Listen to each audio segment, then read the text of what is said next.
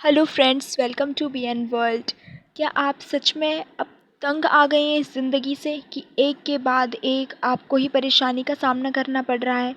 आप अपने परिवार में, अपने आसपास रिश्तेदारों में या अपने घर के आसपास के घरों में देख रहे हैं कि जो भी लोग हैं सभी खुशियों से जी रहे हैं, लेकिन आपको एक के बाद एक आपके ऊपर ही क्यों इतनी आपत्ति, इतनी मुसीबतें आ रही हैं? आप सच में इन चीज़ों से अगर परेशान हैं और आप चाहते हैं कि आप भी हैप्पी लाइफ जिएं, तो बस ये 1 मिनट की कहानी सुन लेना, आपकी सारी समस्या हल हो जाएगी और अंत में मैं आपको ज़रूर बताऊँगी कि आखिर प्रॉब्लम कहाँ है और सॉल्यूशन क्या है। तो ये कहानी हम स्टार्ट करते हैं। रामायण में आता है कि बाली ने तपस्या करके वर लिया था कि जो भी लड़ने के लिए उसके सामने आए उसका आधा बल बाली में आ जाए। इसी कारण जब भी सुग्रीव उससे लड़ाई करने चाहता, पराजित होकर लौटता। इस तरह बाली की शक्ति हमेशा बढ़ जाती, जबकि उसके दुश्मन की ताकत क्षीण हो जाती। रामचंद्र जी महाराज को इस भेद का पता था। जब सुग्रीव बाली के खिलाफ मदद लेने के उनके पास आया, तो अपना बल सुरक्षित रखने के लिए उन्होंने पेड़ों की ओट में खड़े होकर बाली पर तीर चलाया और उसे मार डाला।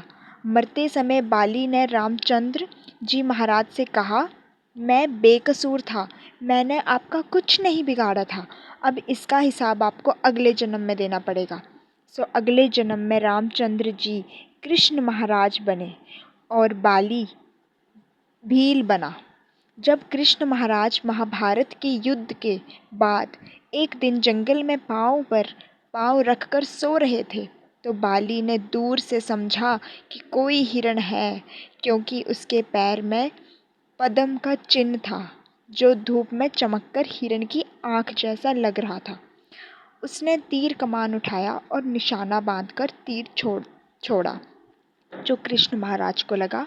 जब बाली अपना शिकार उठाने के लिए पास आया, तो उसे अपनी भयंकर भूल का पता चला।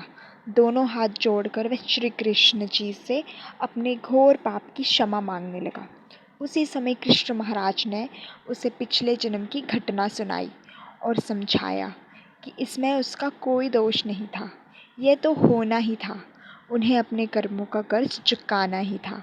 कर्मों का कानून अटल है, कोई भी इससे बच नहीं सकता, अवतारी पुरुष भी नहीं। तो आई होप आप इस कहानी से कुछ तो सीख आपको मिली होगी, जो आप मुझे कमेंट में ज़रूर बताइए। और फ्रेंड्स, ये सब इसीलिए हो रहा है क्योंकि ये सब हमारे ही कर्मों का, कोई पिछले कर्मों का हिसाब है। और जो आपको लोग दिख रहे हैं कि वो बहुत खुश हैं, तो वो बिल्कुल भी खुश नहीं है। वो सिर्फ आपको दिखा रहे हैं कि वो खुश है, और बाहर से हर कोई ऐसे ही दिखाता है। एक बार आप खुद में सोच कर देखिए, क्या आप बाहर जाके रोने बैठते हैं? आप चाहे घर में दुखी हो, लेकिन आप जब भी बाहर जाते हैं, आप सबको यूँ ही दिखाते हैं कि आप खुश हैं। तो वो भी तो आपकी तरह ही कर रहे हैं, वो भी यही दिखा रहे हैं कि आप खुश हैं, वो खुश हैं। तो आपको लग रहा है वो खुश हैं, और सेम उनको यही लग रहा है कि आप खुश हैं। तो ये जो चल रहा है ना, ये सारे संसार में ऐसा ही चल रहा है। खुश कोई नहीं, लेकिन हर कोई एक दूसरे को दिखा रहा है कि वो खुश है, वो खुश है। तो आपको अगर अच्छी लगी वीडियो, तो एक लाइक ज़रूर कीजिएगा और मेरे चैनल को सब्सक्राइब ज़रूर कीजिएगा। और दूसरों की बातों में बिल्कुल मत आइए, क्योंकि जैसे वो हैं वैसे ही आप हैं। वो भी उतने ही खुश हैं जितने आप, और वो भी उतने ही दुखी हैं जितने आप। बस फ़र्क इतना है कि हम अपने दुख को खुद में देखते हैं कि हम बहुत दुखी हैं, हम दूसरों का नहीं देखते।